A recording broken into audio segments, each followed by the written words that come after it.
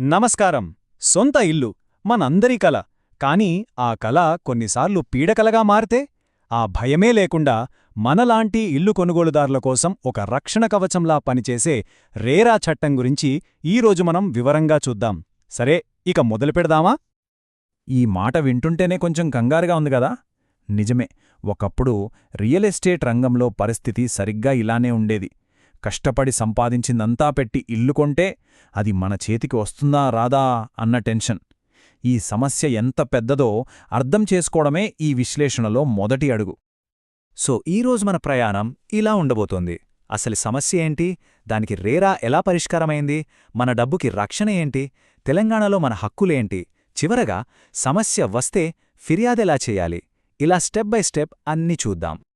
సరే, మొదటగా అసలు ఈ రీరా ఎందుకు రావాల్సొచ్చింది, దానికి ముందు సీన్ ఎలా ఉండేదో చూద్దాం. అదొక్క గందరగోళ సమయం. అంతా బిల్డర్లు ఇష్టారాజ్యంగా నడిచేది. అప్పట్లో పరిస్థితి ఎలా ఉండేదంటే, ప్రాజెక్టులు ఎప్పుడు పూర్తవుతాయో తెలీదు. అగ్రిమెంట్లు చూస్తే అన్ని బిల్డర్కే ఫేవర్గా ఉండేవి. ఇక మన దగ్గర తీసుకున్న డబ్బుని వేరే ప్రాజెక్టులకి వాడేయడం, అడిగేవారే లేరు. దీంతో మోసాలు పెరిగిపోయి ఇల్లు కొనాలంటేనే భయపడే పరిస్థితి వచ్చింది. అందుకే ఒక పటిష్టమైన పరిష్కారం అవసరమైంది. ఇలాంటి పరిస్థితుల్లోనే కొనుగోలుదారులకు ఒక భరోసా ఇవ్వటానికి వచ్చింది రియల్ ఎస్టేట్ నియంత్రణ మరియు అభివృద్ధి చట్టం 2016.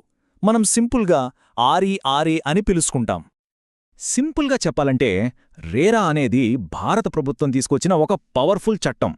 దీని ముఖ్య ఉద్దేశం రెండు: ఒకటి, ఇల్లు కొనేవాళ్లని కాపాడటం; రెండు, రియల్ ఎస్టేట్ రంగంలో పారదర్శకత తీసుకొచ్చి నమ్మకాన్ని పెంచటం.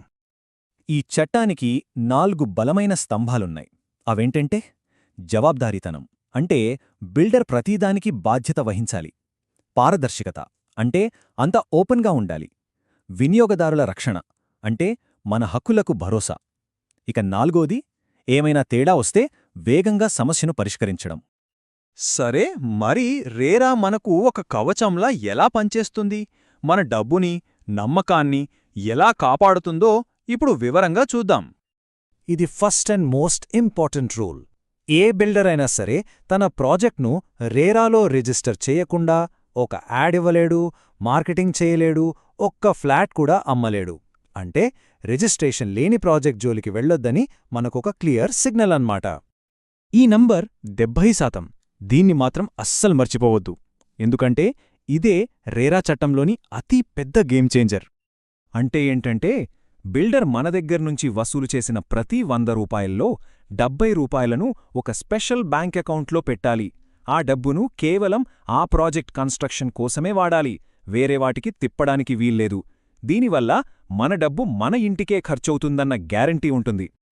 ఇక ధరల విషయంలో జరిగిన మోసాలకు రేరా ఎలా చెక్ పెట్టిందో చూడండి.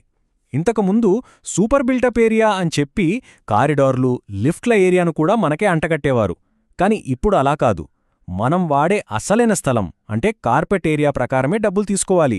సో నో కన్ఫ్యూజన్, నో మోసం. ఓకే, ఇప్పుడుదాకా మనం దేశవ్యాప్త చట్టం గురించి మాట్లాడుకున్నాం. మరి మన తెలంగాణలో పరిస్థితేంటి? ఇక్కడ ఈ చట్టాన్ని ఎవరు అమలు చేస్తారు? దానికోసమే టీజీఆర్ఈఆర్ఏ, అంటే Telangana real estate regulatory authority ఉంది. మన టీజీఆర్ఏఆర్ఏ ఇంకాస్త స్ట్రిక్ట్. 2 సూపర్ రూల్స్ పెట్టింది. ఒకటి, ఏజెంట్లు కంపల్సరిగా ఒక ఎగ్జామ్ పాస్ అయి సర్టిఫికేట్ తీసుకోవాలి. సో మనకు నమ్మకమైన వాళ్లతోనే డీల్ చేసే అవకాశం ఉంటుంది. 2, ప్రీ లాంచ్ ఆఫర్ల పేరుతో జరిగే దందాను పూర్తిగా బ్యాన్ చేసింది. అంటే ఆర్ఏఆర్ఏ రిజిస్ట్రేషన్ అయ్యాకే అమ్మకాలు మొదలవ్వాలి. ఇవి మన ప్రాథమిక హక్కులు. చట్టం మనకిచ్చిన పవర్స్. ప్రాజెక్ట్ సమాచారం తెలుసుకోవడం దగ్గర్నుంచి, ఇల్లు ఆలస్యమైతే నష్టపరిహారం అడగడం వరకు, చివరికి ఇల్లు తీసుకున్న 5 ఏళ్లలోపు ఏమైనా సమస్యలొస్తే బిల్డర్ బాధ్యత వహించేలా చేయడం వరకు, ఇవన్నీ మన హక్కులే. సరే, అన్నీ బానే ఉన్నాయి. ఒకవేళ బిల్డర్ మాట తప్పితే, మన హక్కులకు భంగం కలిగితే ఏం చెయ్యాలి? ఫిర్యాదు ఎలా చెయ్యాలి? ఆ ప్రాసెస్ ఏంటో ఇప్పుడు చూద్దాం.